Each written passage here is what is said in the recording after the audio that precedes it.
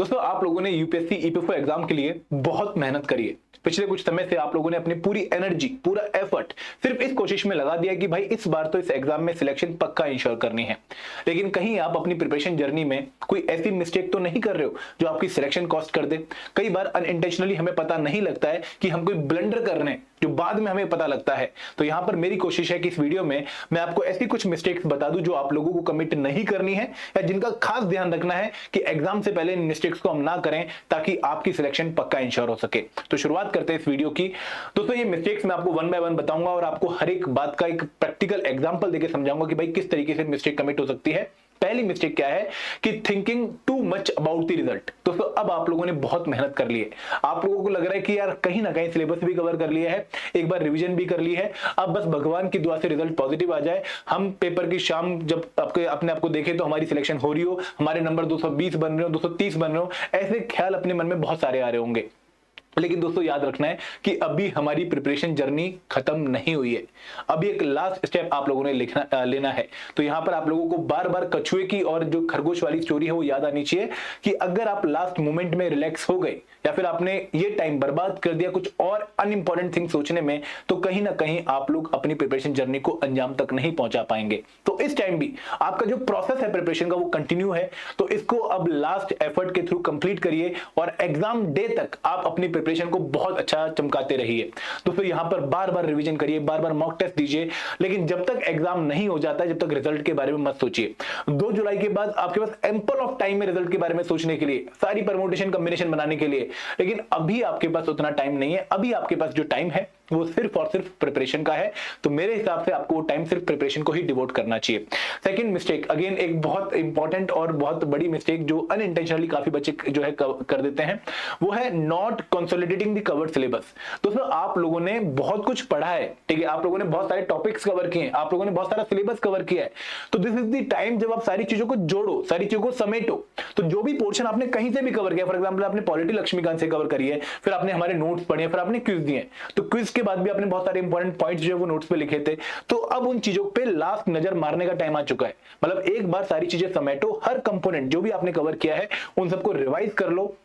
अगर रिवाइज नहीं किया है तो ऐसा मत करो कि भाई अभी भी आगे दौड़ आगे दौड़ आगे दौड़, पीछे छोड़ते जा रहे हो, ऐसा नहीं करना है।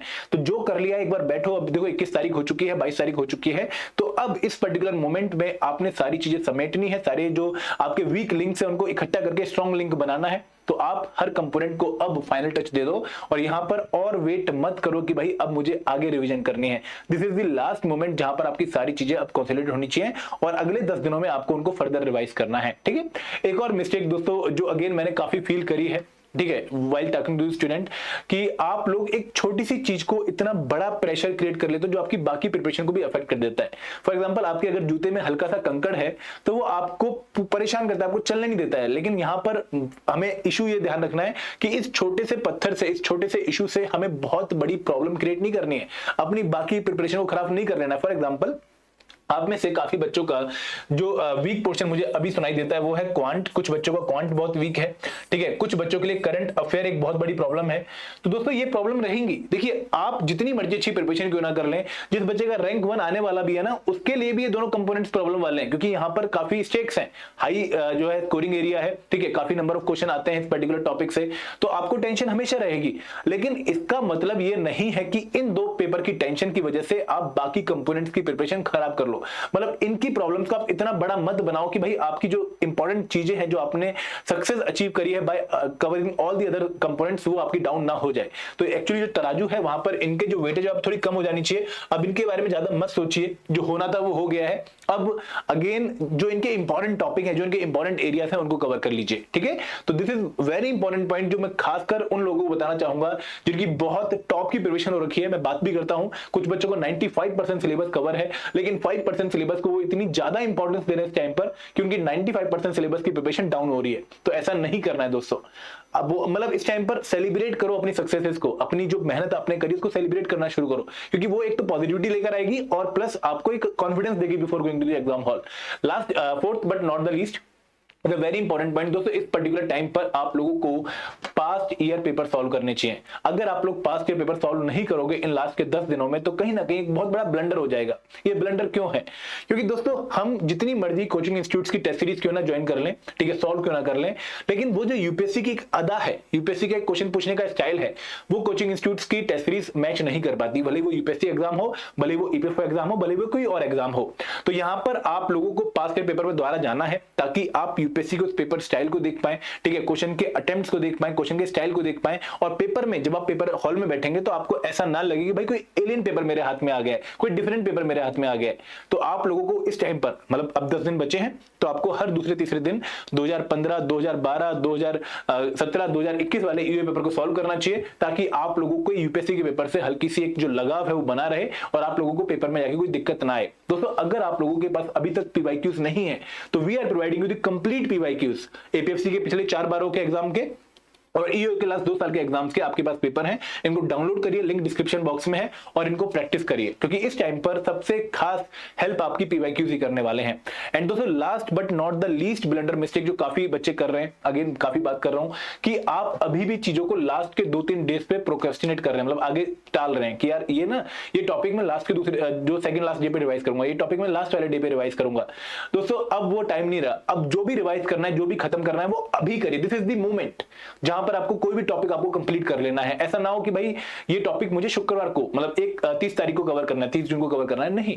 क्यों भाई 30 जून को कोई और काम होगा, कोई और प्रेशर होगा, कोई और टॉपिक इंपॉर्टेंट याद आ जाएगा। तो अभी आप जो चीजें टाल रहे हो वो मत टालो, जो भी करना है, जो भी फिनिश करना है आज इसी वक्त जब आप उसको पढ़ रहे हो उसको एंड डेट कर दो कि क्या पता अगली बार पढ़ने का मौका ना मिले, क्या पता कोई प्रॉब्लम ना आ जाए। तो दिस इज द मोमेंट जहां पर आपको चीजें क्लोज करनी है। दोस्तों अब टाइम आ गया चीजों को क्लोज करने का, मतलब ऐसा नहीं कि अब चीजें ओपन अप होनी चाहिए। और दोस्तों एक इंपॉर्टेंट चीज जो आपको और साइड से बताना चाहूंगा apart from these mistakes, table अपना साफ रखो, ठीक है। आपके टेबल पे सिर्फ वही बुक होनी चाहिए जो आपने रिवाइज करनी है, उसके अलावा कोई भी चीज आपके टेबल पे नहीं होनी चाहिए। एंड एक और चीज दोस्तों, इस टाइम पर अपने आप को रिफाइन करने की बहुत जरूरत है। तो अगर आप मॉक टेस्ट अवॉइड कर रहे हो देना कि भाई अगर नंबर कम आ गए तो हमारा कॉन्फिडेंस डाउन हो जाएगा और हम एग्जाम में पूरा कॉन्फिडेंस कर जाएंगे, तो मॉक टेस्ट नहीं देते हैं, तो शायद वो बहुत बड़ी गलती होगी, बहुत बड़ा ब्लंडर होगा, जो कि इनसे भी बड़ा ब्लंडर माना जाएगा। क्योंकि अगर आप लोग खुद को रिफाइन नहीं कर रहे हो तो कहीं ना कहीं आप लोग अपने आप को एग्जाम में पॉलिश्ड वे में नहीं लेके जा रहे हो। तो यहाँ पर refining of yourself is very important. तो वो किस तरीके से होगी? मॉक टेस्ट के लिए। और यहाँ पर हम आपके लिए लेकर आए एक अल्टीमेट टेस्ट सीरीज। अगर आप उसका पार्ट बनना चाहते हैं तो बहुत कम प्राइस में आपको एक बहुत क्वालिटी टेस्ट सीरीज मिल रही है, जहां पर सेव 80 कूपन कोड आपने यूज करना है और सेव 80 कूपन कोड यूज करके आपको 80% डिस्काउंट हमारी टेस्ट सीरीज पे मिल रहा है। एंड दोस्तों यहाँ पर ना सिर्फ component wise chapter wise test हैं, बल्कि आप लोगों को 5 full length test for APFC and 5 full length test for EO देखने को मिल रहा है, along with current affair booster magazine which is a quality shortcut to the current affair preparation. तो आप लोग लिंक डिस्क्रिप्शन बॉक्स में अगेन देख सकते हैं और ये टेस्ट सीरीज आपको बहुत हेल्प कर सकती है आपकी लास्ट मिनट प्रिपरेशन में। This is all from my side. अगर आपके हिसाब से कोई और पॉइंट है जो आप डिस्कस करना चाहते हैं तो कमेंट सेक्शन आप लोगों के पास है, लेकिन एक मोटो जो आप लोगों को ध्यान रखना है वो यही है कि इस बार ईपीएफओ पार। Thank you very much.